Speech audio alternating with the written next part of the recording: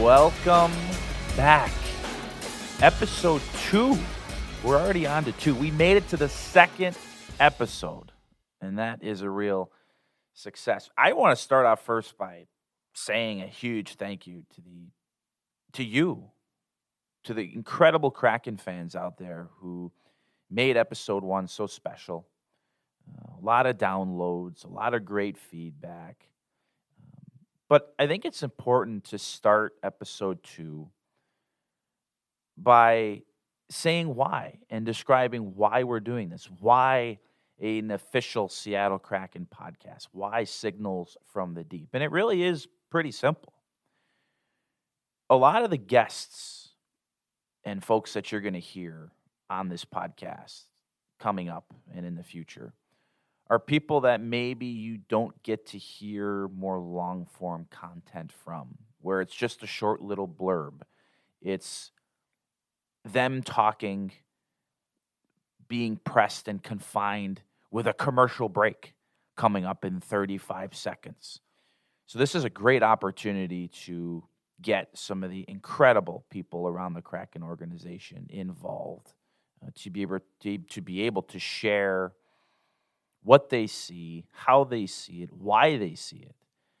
And I think also to connect you with them and eliminating any sort of middleman and being able to hear it directly from their mouths and their opinions and what they think. But most of all, the hope and the goal of Signals from the Deep is to bring to life the stories of the Seattle Kraken, the stories of the people that make up this incredible organization. It's an organization of people that not only do things the right way, but an organization of people that do things the right way for the right reasons.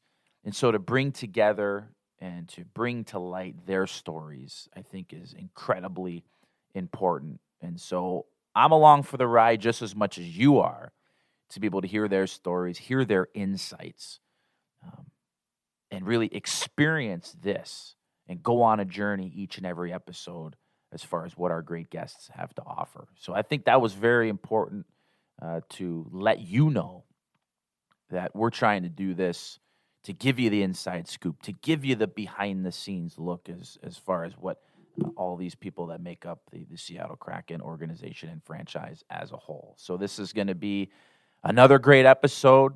So I would say grab a comfortable seat, grab some popcorn, because we've got 2 incredible guests, the general manager of the Kraken, Ron Francis, and assistant general manager, Nick Olczyk. Well, what a pleasure this is. We've got some of the brain power, the main brain power of the Seattle Kraken hockey operations staff. These gentlemen do not need an introduction for everything they've done in their careers, but we're going to give them one anyway. 1,731 games played, 1,798 points. There's only been one player to ever play in the National Hockey League that has more assists than this guy, that being 1,249. He played for Hartford. He played for Pittsburgh. He played for the Carolina Hurricanes and then the Toronto Maple Leafs over 23 seasons, 2 Stanley Cups, 3 Lady Byng trophies for the most gentlemanly conduct and sportsmanship player in the league, a Selke trophy, and perhaps most of all, 2007 induction into the Hockey Hall of Fame. He's been described as Captain Class and someone who has flourished without an act, an attitude, or an ego. And in 2017, to cap it all, was put on the NHL's 100 Greatest Players list. Ronnie Francis, thank you so much for joining us. My pleasure, Nick. Good to be here.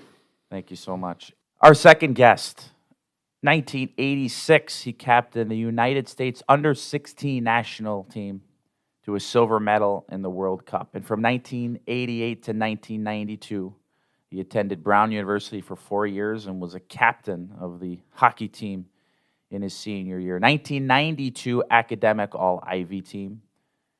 And Cornell Law School in 1996. Spent 6 seasons as the Edmonton Oilers assistant general manager, and then went on to the Carolina Hurricanes. He is a whiz. He is a genius of the Olczyk family. Uncle Ricky O. Ricky Olczyk, thank you so much for coming on.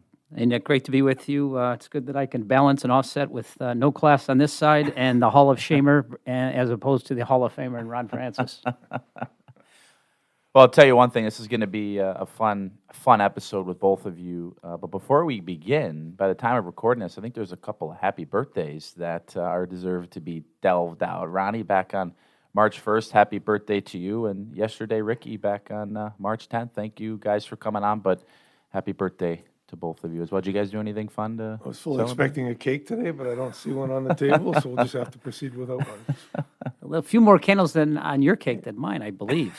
Just Need the fire department if it's candles on my cake. So I think a perfect segue is just asking each of you, how did you get into doing what you do now? And Ronnie, I'll start with you. Obviously, I know your incredible playing career, but did you have an idea at some point in your playing career that eventually you were going to want to get into management or kind of doing what you do now? Yeah, I think throughout my career, I always had the feeling that at some point I would, when my career was done as a player, transition in. I never really had the sort of the passionate desire to be a coach, so I always thought more the management was the way to go. My career ended in 2004 when I retired. Took a couple of years just to get away from the game and unwind, figure out what I wanted to do. I looked at a lot of different opportunities, a lot of different thoughts on everything from starting my own business to staying in the game, and then eventually had a lunch with Jim Rutherford, and we talked about getting back in and the role of being sort of player development. So I started doing player development, and then Jason Carmanos the following year took a leave off, so Jim gave me the assistant GM title, and then at one point Jim made a coaching change and asked me to go on the bench, so I was on the bench. I believe as associate head coach with Paul Maurice for about 2.5 years there, and then went back upstairs into the assistant GM role.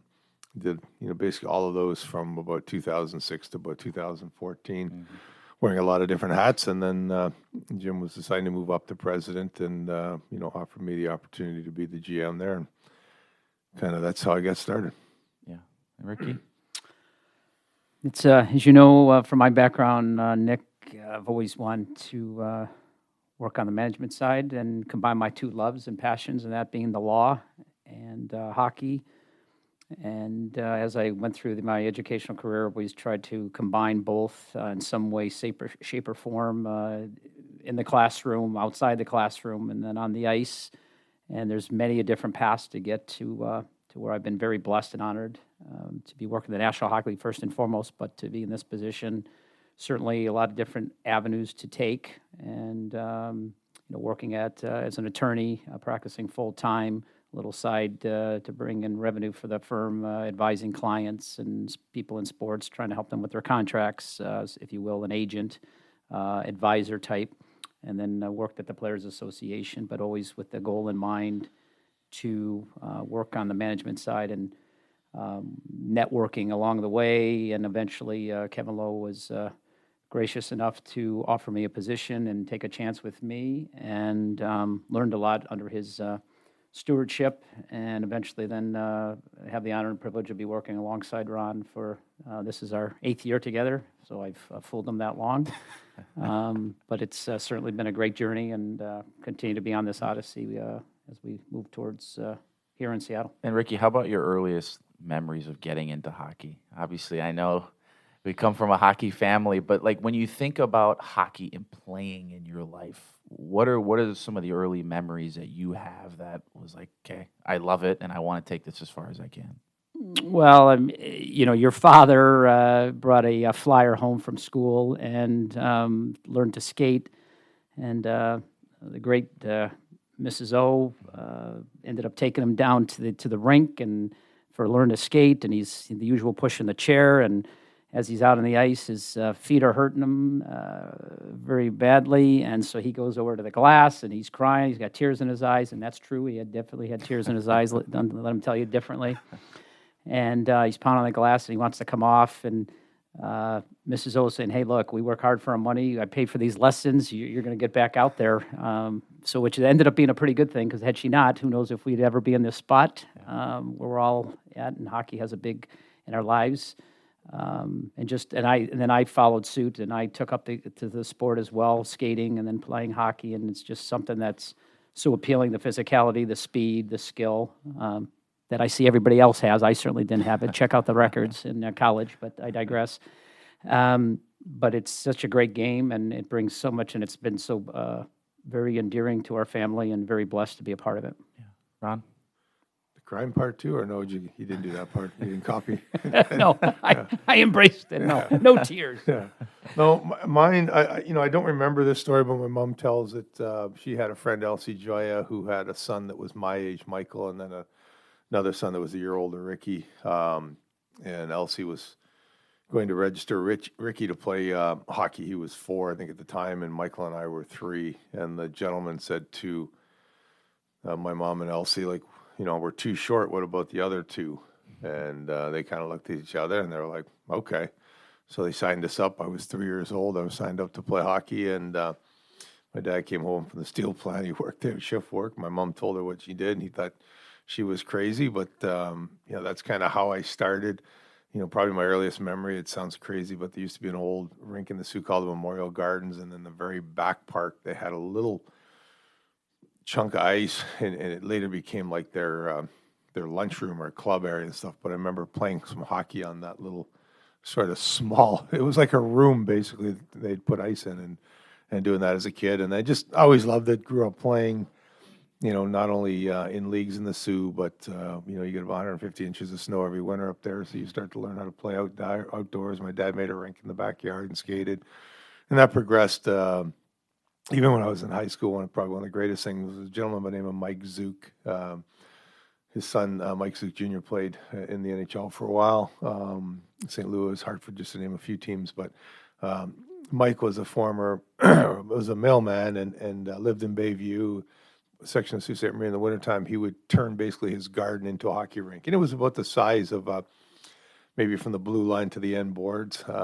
Had netting all around, had lighting, had a structure outside with a Franklin stove that, that's where you would go in to sort of heat up and change. And I couldn't wait in high school. I'd come home, get my homework done, have dinner, be down there about 7 o'clock at night. And most nights skated outdoors till probably about 11:30 on the weekends. We were probably there till 1. And I think that's where you really hone a lot of your skills. You're playing skills, right? You're playing 3-on-3 with a little rubber ball and managing that. So, unfortunately for me, got the turn pro at 18 and hang around for 23 years. So it was good.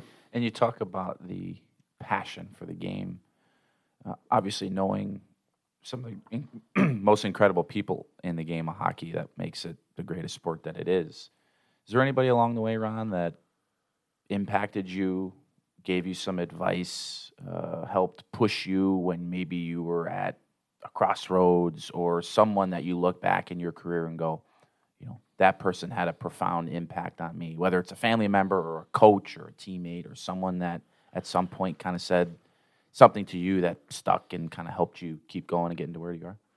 Yeah, I mean, there's a long list of people that help you, I think, get to where you want to get to. I remember as a young kid sitting at the kitchen table with my dad and kind of, with a hockey rink kind of in front of us and explaining, the shortest distance, point A and point B is a straight line. And, don't go where the puck is, go where you think it's going to go to, stuff like that. Growing up, you had coaches. Mike Zook, the gentleman I just talked about, coached me 2 years in Bantam. Made the game so much fun to play. Don Carrillo was my midget coach. Terry Chris, my junior coach. I was fortunate my first year in the NHL. Greg and Ann Millen let me live with them. Dave Keon was my roommate. All these people had a big impact on sort of helping my career along the way. I don't know if I ever needed a sort of a kick. I always loved playing the game, and I probably don't come across that way, but I am extremely competitive. Just ask my wife and any board games we play as a family back home or anything like that. But that's just my nature. I hate to lose, and I'm competitive. So I from that standpoint, it wasn't. Another gentleman was probably significant help was a guy named John Buchanan, who I was about 14, 15, and he took about 12 of us and started training us in the basement of his house. We would run 3 days a week. We would lift weights 3 days a week. And John was a former bodybuilder, but also a level 5 hockey coach in Canada. So he combined his knowledge of the game and his knowledge of weights to sort of shape a program for us young guys. And, I look back on, he was so far ahead of his time and what he was doing, and a lot of stuff that, still continues to be done today, we were doing back at that point. So, another big impact on somebody that sort of influenced my career. Yeah. Ricky, someone you look back on, or people in general that kind of has had a great impact on your career and your life? Well, certainly, I'll utter the same words Ron did, and there's a long list, but certainly first and foremost is my parents, my mom and dad. Obviously, are their two biggest fans and biggest supporters, and encouraged us to follow and pursue our dreams, and nothing but their great guidance. Outside the family, in particular, from my legal standpoint, and my academic career, the great Don Kempf, was a famous attorney in Chicago for a long time, was my mentor and sage in the direction of leading me on the legal path. And in hockey, I've just been blessed with a number of fantastic coaches, Bobby Gaudet at Brown and others along the way. It just encouraged me to, again, follow those dreams. Utilize the skills and the talents that God's given you, and then just, follow that passion. And I'm a driven individual, just as competitive, and, and work ethic is something that I take great pride in. And it's just been very fortunate and blessed to be a part and be exposed to and be surrounded by such good people to want to give and not looking for anything in return. So just very fortunate. Yeah. And something that a lot of you might not know is that prior to the Kraken, Ron and Ricky spent time together in management, Ricky being assistant general manager and Ron being the general manager of the Carolina Hurricanes for quite some time. I want to ask both of you, and whoever's the first to jump in, feel free. I just want to direct this question right down the middle. How did this relationship come to be between the both of you, to where you have such a great working relationship, such a great friendship, to be able to be in Carolina, have great success, and then come here and want to work together again? Yeah, I mean, ironically, it's probably through a third party, that being your dad, Eddie. Eddie and I were teammates, line mates, seat mates on a lot of the charters, and built a great friendship over the years. And then, when I finally got the opportunity to be the GM in Carolina, there was a couple other guys, Brian Tatum and Mike Felucci, that were in assistant GM roles. And I talked to Mr. Pete Carmanos at the time, and asked about, could I bring somebody like Ricky, and his contract had just ended in Edmonton. And I just thought with his expertise in the CBA and the cap and all that kind of stuff would be a valuable addition to our staff, and somebody that would be very helpful for me as I'm starting out in my venture, first time being a GM. So he agreed. I talked to Edmonton, his contract was winding down, and then talked to Ricky, and he was willing to come on board with us, and that's kind of how it started. Yeah. Was it a pretty easy decision, Ricky, or when he reached out? When Ron reached out, certainly knowing that, your dad played with Eddie or with Ron, and my time was ending in Edmonton, and left on great terms, and it was just, I was looking for a different change, and, knowing Ron's background and who he is as a person, which certainly, I was blessed to be around, fine human beings, just tremendous people. They're very good in what they do in the hockey world, and that is Steve Tambolini and Kevin Lowe. But certainly, they're even better people. And to have someone with the resume that Ron possesses, but more importantly, and which I've say to this day, and Ron's just one of the best people you want to meet, period. Has nothing to do with hockey, just a fine human being. So I'm very blessed to be a part of that, and being around him, learning a lot from him on and off the ice. And it's been a lot of fun, and I'm just, again, very privileged and honored to be working alongside him in Seattle. Yeah, and the friendship you guys share is pretty obvious when we walked in here joking around, and it's like that every day, and that's important. The jokes are well, at my expense most of the time, but but why is it that you think you guys work so well together? And then I did want to branch off and ask each of you, what do you think the other does so well to be able to be in your position and have great success? Because you guys have been at this for a while and you've been at the most elite levels for a long time. So maybe start with Ricky. Like, what do you think as a team you and Ron do so well? And obviously, of course, the great rest of the staff too.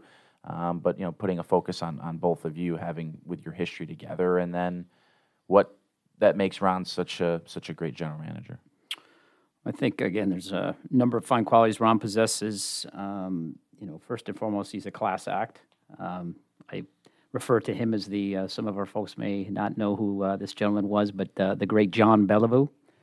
That's John. Ron reminds me of the John Bellevue of today in terms of how he conducts himself off the ice, certainly. He's a class act.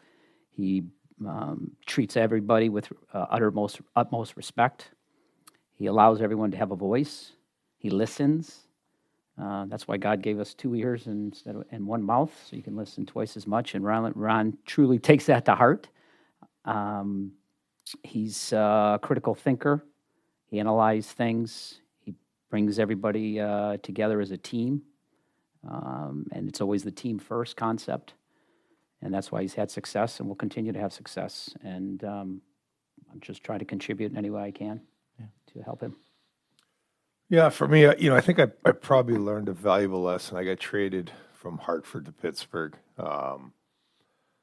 Craig Patrick was the GM at the time, and I'm looking around the room, and Bob Johnson, who's a guy with a great reputation and very knowledgeable as the head coach, Scotty Bowman as part of the staff, and I'm thinking to myself, I mean, Craig's obviously comfortable in who he is, bringing in these kind of people, right? And that's kind of always been my MO. I don't want to be the smartest guy in the room. I want guys in the room that are smarter than me. And I want to listen to them. I'm comfortable in who I am, that I think it's important to hire good people and listen to what they have to say and give them a voice. I mean, they're working hard to have those discussions and opinions.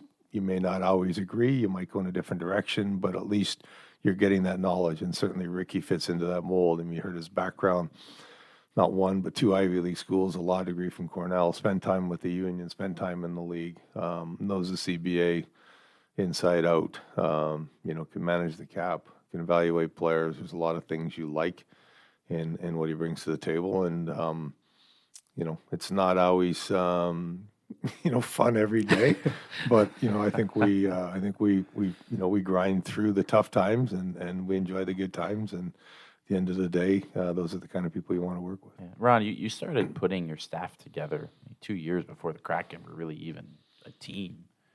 How important was that time for you to kind of build out your staff and some things that you were looking for at that time, aside from just trying to bring in the smartest people or the people that would be able to, you think would be a good fit? But how important was that time for you, and what were some of the things you were looking for in the people that you wanted to bring in? Well, it was an interesting time. First, we started putting things together. Alexandra Mandricki was actually hired before me. She helped him in the search for the GM. And then when I got the job, we talked to Alex, and I guess I didn't scare her off because she decided to hang around with us, which was good. And then, went and hired Ricky and kind of went from there. The one thing that's beautiful about building a franchise from the ground up is you get to pick the people you want to work with. We tried to get people that we felt were not only really good at what they did, but were good people. This is not about an individual's ego. This is about doing what we have to do to make the Seattle Kraken the best possible team and franchise that we can. And that's what we try and accomplish each and every day. None of us saw the COVID pandemic coming.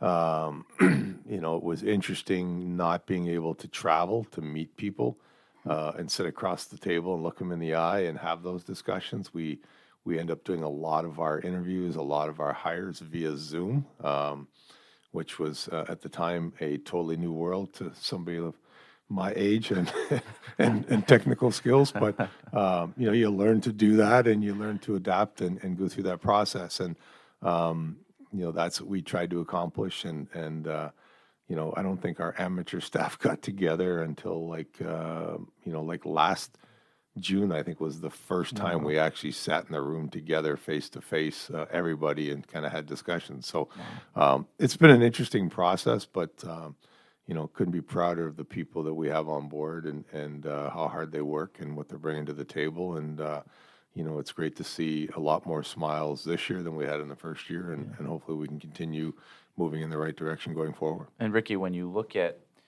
last season compared to this year, on the ice, off the ice, everything, what do you think the biggest difference is for the team and the organization as a whole, considering going through the pandemic year, not being able to be together as much as everyone would like?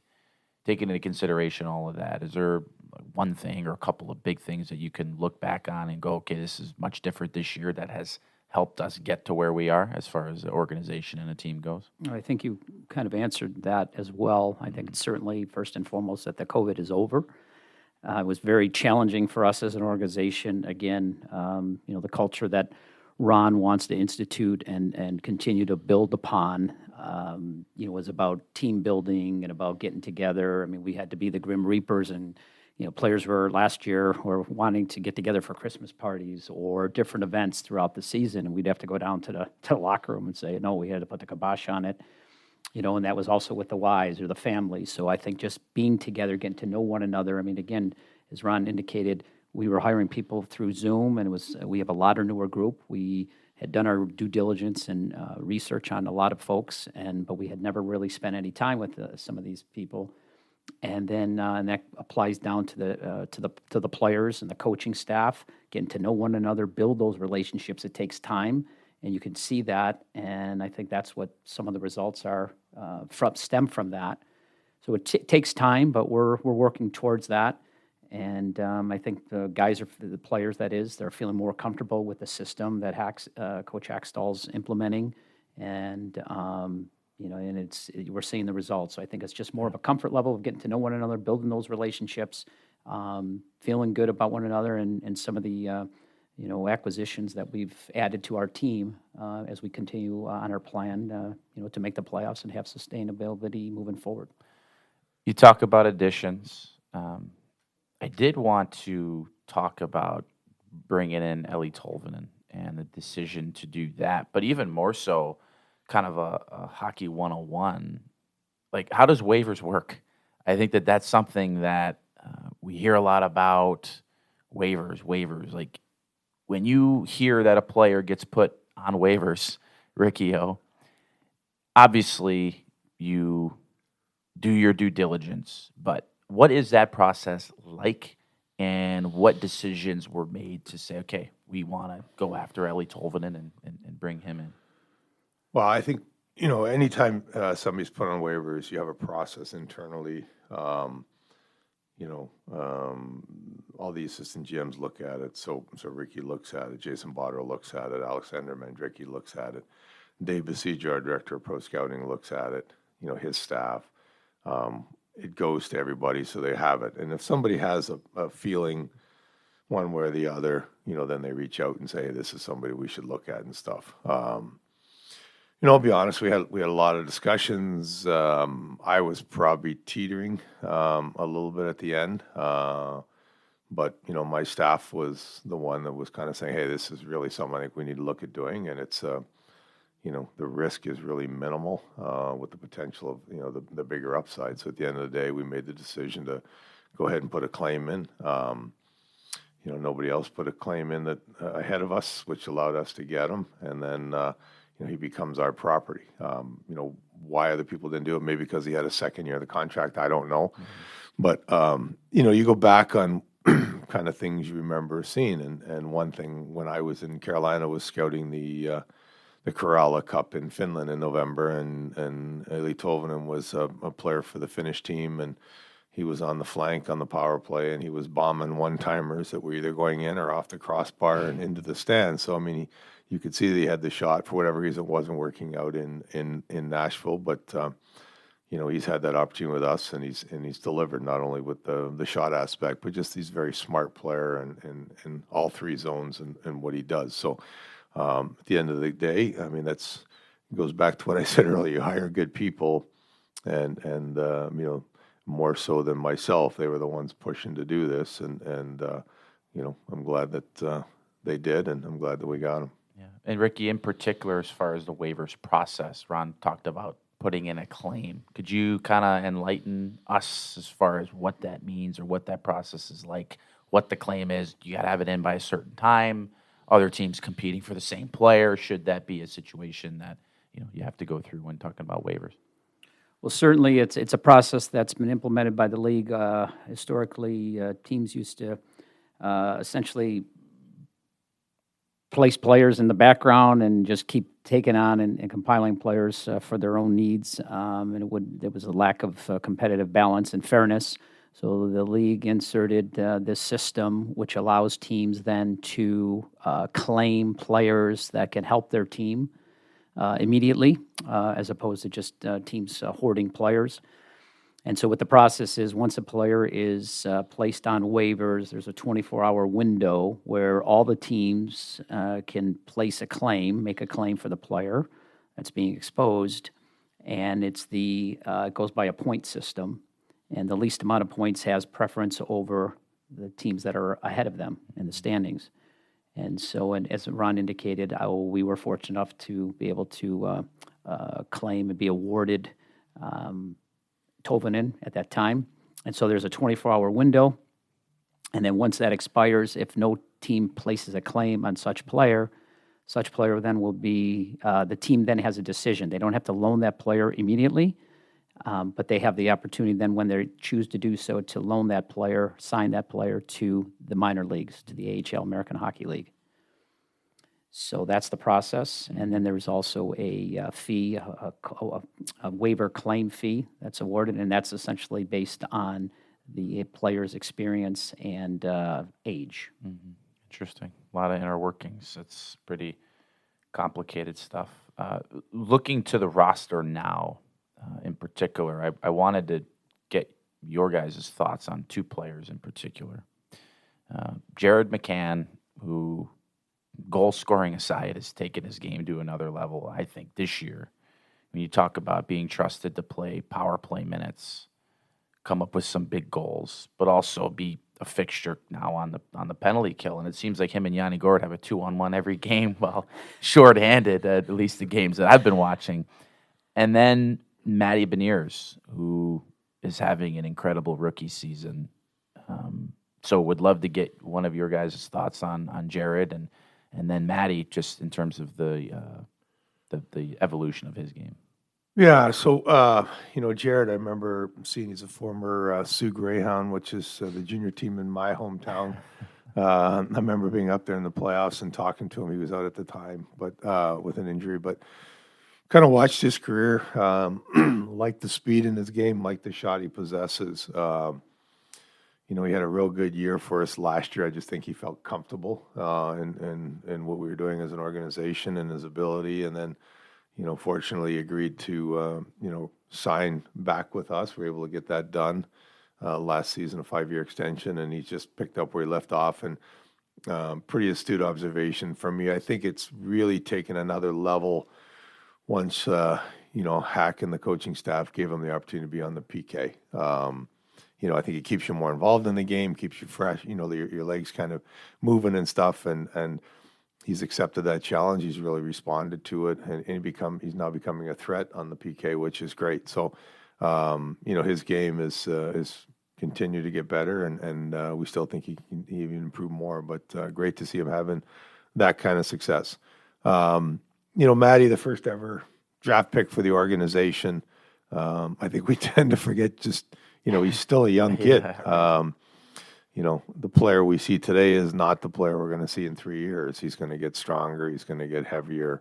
When you look at a kid who comes out of college, on average, they're probably playing somewhere between 30 and 40 hockey games a year. They're only playing on, for the most part, Fridays and Saturdays.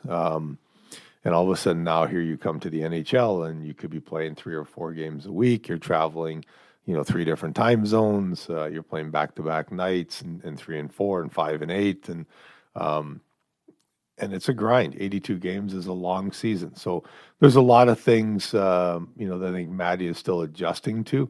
But we're really excited to have him as part of our organization. He's not only a terrific hockey player, he's just a terrific kid and, great leader in that room. Even though he's young, he fits in with his personality with everybody in that room. And we think he's got a bright future with the organization moving forward. You speak about the character and how important that is in players in general, but especially young players.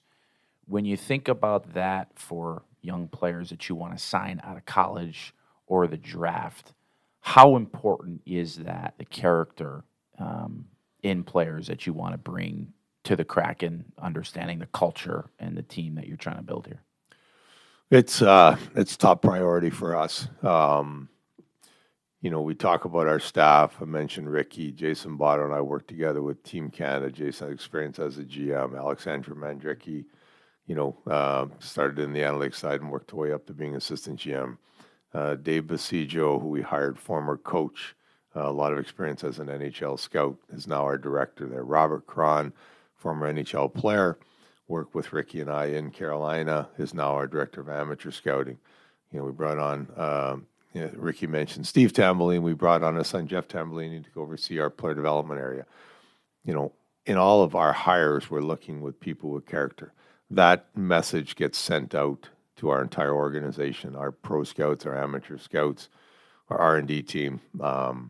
We're looking not only for great players, but great people. And the message has been clearly delivered that if we're doing our due diligence and we're not comfortable with somebody, we will take them off our list, whether that was in the expansion draft, whether that was in the amateur list.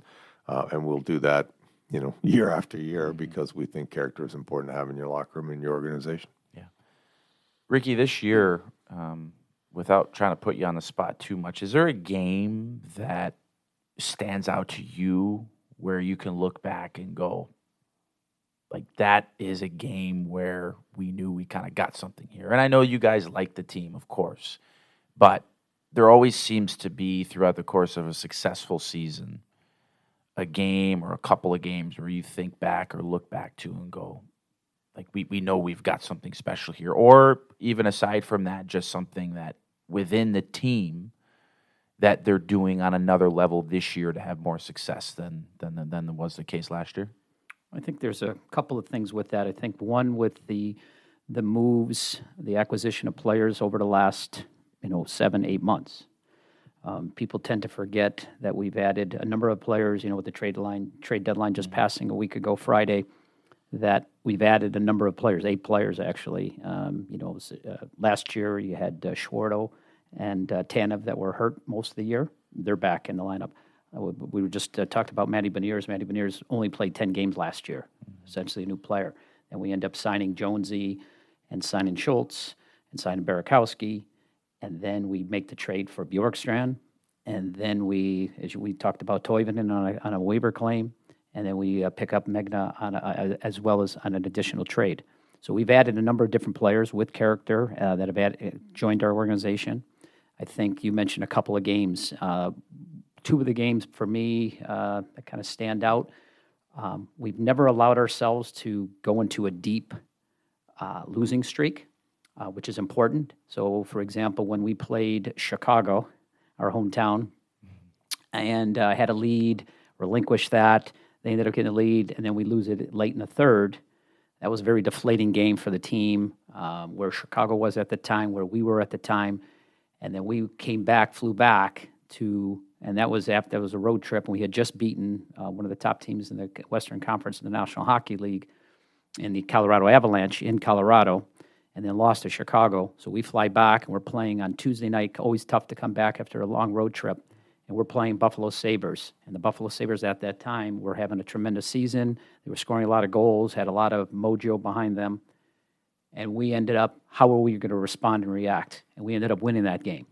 So to me, that was a significant, even though it was early in the season, it was a significant sign to myself, and I think to our organization, that we weren't going to allow it to deflate us and say that this is the type of team that we had. And then speaking of the aforementioned Colorado Avalanche, that coming back in such a great fashion, what a great hockey game that was, playoff atmosphere.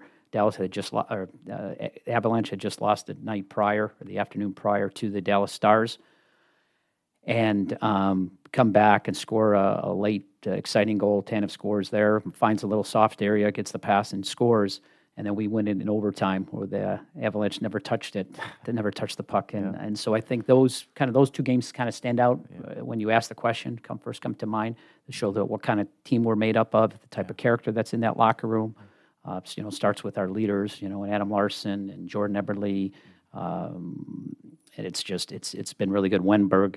So we have a lot of class Schwartz, a lot of guys, a lot of leaders that have won. Yanni Gord, and I think it's infectious, and I think there's a lot of upside for this team moving forward. Yeah, Ron, any games that kind of stand out to you this year? Yeah, I think when we looked at the big picture, people were probably tired of me saying it last year, but the season didn't go as well as we wanted. But we had 19 one-goal game losses, and we had another 7 games that were one-goal game losses that became 2 with an empty net goal. So 26 games, 56 possible points that we were right there on. We couldn't get over the hump. And as Ricky mentioned, we made some changes this summer. The thought process behind it was being able to handle the puck a little bit more, score a little bit more, and maybe in those one-goal games we find a way to win them. I liked what I saw early. For me, probably, what you're looking for also on the management side is not what you see and what you believe, but kind of reading your team in your locker room. And, I went to the World Juniors in Halifax. I left on the first, the day we played the Islanders. We won that game. Then we went into Edmonton, won that game. We went into Toronto, won that game. I was scheduled to come back from Halifax at the end of the tournament. I was worried maybe I should stay away because they were going well. But, I flew into Ottawa. They won that game. 2 nights later, won in Montreal. The next night, a tough back-to-back with Buffalo, won that. Went into Boston, who have been unbelievable this year and terrific at home, and played a great game there. And I think it was the first regulation defeat for them, and the first time they were shut out at home.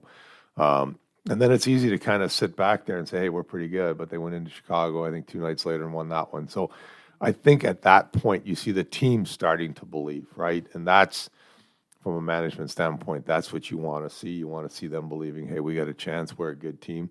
And the chemistry in the room, it's not about me scoring a goal or me, getting an assist. It's about us. And if you score the goal or Ricky scores the goal or I score the goal, everybody is just as excited. And we have to win by committee. We don't have the superstars that can sort of single-handedly win a game for us. And when you do that, you get 10-plus guys with 10 goals and the most guys in the league with 20-plus points. That's been our success, and it's great to see. And Ricky brought up the importance of bouncing back and the leadership in the dressing room. Ron, is that just over time in your career and in your playing days and the teams that you've been on? Is that something that takes time to grow when the players start to see the success that they're having, the belief in the group? Is that something that takes time, and then there's kind of a moment where it's like almost an epiphany? It's like, yeah, we can do this. And obviously I know the importance of having leaders in your dressing room, guys that have been around the block, guys that have been through it in their careers. Is there, at least in your eyes, kind of a moment where guys go, okay, we can do something special here, or is it just kind of something that's more grown over time? Well, we've talked earlier about the character aspect, and I think that's so critical. It would have been easy last year, as tough of the season as we had, for that to go south in a hurry. The thing I was probably more proud of our guys last year is they never quit. We moved 6 players at the deadline last year with 19 games left, and I was honestly worried we go 0-19. We went 9-10 and probably could have went 12-7. We kept playing hard. We kept battling, which was good to see. This year from the start, they've done the same thing. I mean, the other night's a good example. We lost that hockey game, but we're down 3-0 early. And if we don't have character and belief in that locker room, we lose that game 6-1, But our guys kept fighting back. They found a way to to tie it up. Obviously disappointing when you get the lead, and especially with it tied with 2.5 minutes to go, you don't get a point out of the game. But that belief that they can still come back and score and win hockey games, that belief in each other, I think that stems from that character in the locker room. And you said to win hockey games, it's sort of everybody understanding what their role is, willing to do that role. And it's not always the glamorous role. Some guys, you're asked to block shots and play physical. That's not the most glamorous thing. You don't get on the score sheet every night. But if guys are willing to do that, then that gives your team a chance to be successful when everybody wants to buy in and puts the betterment of the team first than their individual goals. Ron Francis, Ricky Olczyk, any last parting jabs or jokes you want to make to one another? I'll give both of you the floor. No? Well, I must correct Ron Francis. I certainly don't like to do this at all, but I have to, for the record, again, you're dealing with an attorney, so I deal in facts. And your hypothetical was if I score a goal. Certainly, that is a major hypothetical. It can never happen that I can score a goal. So, speechless. Without speech. I was going to talk about the wise advice you got in college from your college coach when he said, "Don't go over the red line." But I'll leave that for another podcast. So. Oh, that's awesome. Well, thank you guys so much for coming on. I know you guys are unbelievably busy, and on behalf of the organization and the fans who I have the honor of interacting with consistently, everybody has been so thrilled this year, and knowing that you, Ron, and you, Ricky, and of course your great staff have been behind this incredible year. So we're all rooting. We're all pulling the rope the same way. But again, thanks for your time for coming on. We appreciate that. That's one thing we didn't get a chance to talk about was our fan base, because they've been outstanding. Even last year, their support all season long was great. It's great to see them getting rewarded with a few more wins this year and a little more excitement. And as I said, it's great to see our guys smiling and enjoying this as well. So, we're going to keep pushing as hard as we can to get into the playoffs and go as far as we can. Hopefully, win a cup at one point and let them be along for that ride, because there's no doubt in my mind this is an incredible sports town, and we'd like to get them even more excited about hockey. Awesome. Episode 2, that's your wrap. Thanks for joining us, everybody. Signals from the Deep is the official podcast of the Seattle Kraken, hosted by Nick Olczyk and produced by me, Grant Beery. Have a question for Nick? Leave a voicemail on the Signals from the Deep hotline at 206-279-7810. Or send an email to signals@seattlekraken.com. Your question could be featured on an upcoming episode.